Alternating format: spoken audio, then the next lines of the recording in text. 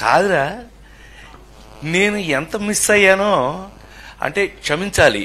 ఇలా ఉంటుందని మీరందరూ వస్తున్నారని నిన్న గనక అచ్చన నీ సంగతి బయటికి వెళ్ళక చూసుకుందాం. మనం ఎప్పుడూ ఉన్నదే కదా. వీళ్ళందరి నుంచి పక్కకు తీసుకెళ్ళి అచ్చన నేను మళ్ళీ పైకి హలో అని ఎరా అలిగా ఏడు ఎక్కడ లంజా అడుగు ఇలా మనకు అలవాటే కదా.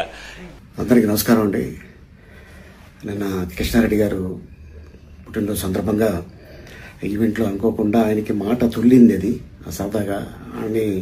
బట్ ఏంటంటే దీన్ని తీసుకొని మీడియా మిత్రులు దీన్ని కొద్దిగా వైరల్ చేస్తున్నారు. ప్లీజ్, ఆయన మంచి ఆర్టిస్టు, ఆయన పుట్టుడు దుఃఖంలో ఉన్నాడు. మనందరికీ తెలుసు, ఇటీవల మంచి కాలంలో తన కూతురు పోయింది, అమ్మలాంటి బిడ్డ. సో అందుకోసం ఆయన కావాలని చెప్పింది కాదు. దీన్ని మళ్ళీ ఎవరు కూడా దీన్ని రప్చర్ చేయకండి ప్లీజ్. ఆయన పెద్ద ఆయన. నమస్కారం. కాదురా, నేను ఎంత మిస్ అయ్యానో అంటే క్షమించాలి. ఇలా ఉంటుందని మీరందరూ వస్తున్నారని నిన్న గనక అచ్చన నీ సంగతి బయటికి వెళ్ళక చూసుకుందాం. మనం ఎప్పుడూ ఉన్నదే కదా.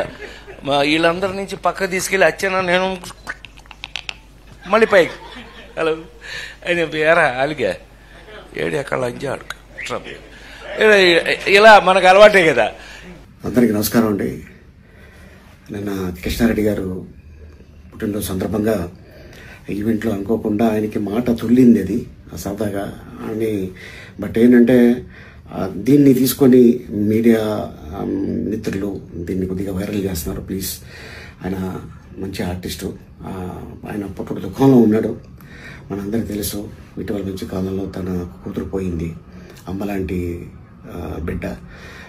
సో అందుకోసం ఆయన కావాలని చెప్పింది కాదు. దీన్ని మళ్ళీ ఎవరు కూడా దీన్ని రప్చర్ చేయకండి ప్లీజ్. ఆయన పెద్ద ఆయన. నమస్కారం.